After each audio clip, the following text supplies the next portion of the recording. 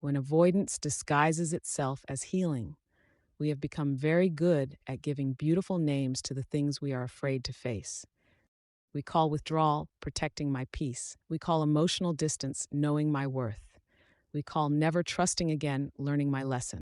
And sometimes those things are exactly what we need. But sometimes fear has simply learned to speak the language of healing.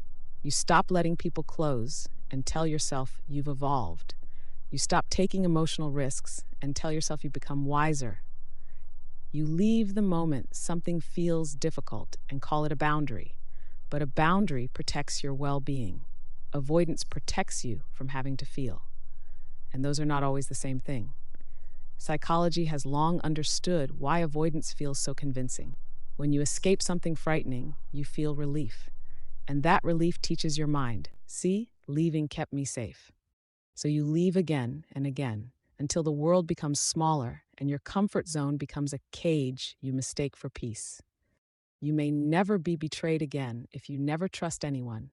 You may never experience rejection if you never allow yourself to be known. You may never have your heart broken if you never give anyone the chance to hold it. But is that healing? Or is it simply a life carefully designed to prevent you from feeling alive? This doesn't mean you should stay where you're being harmed.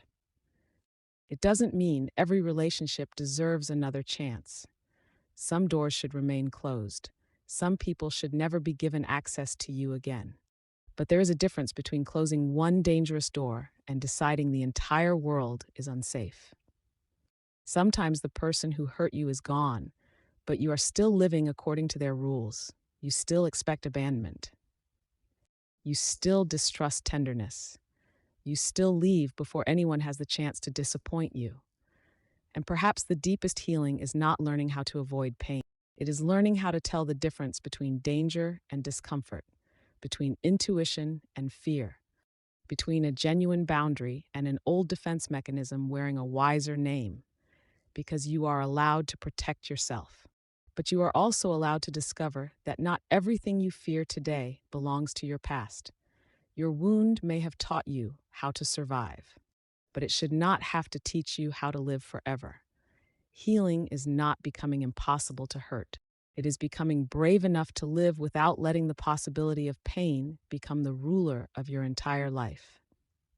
Sometimes the bravest thing you can say is not, "Nothing will ever hurt me again."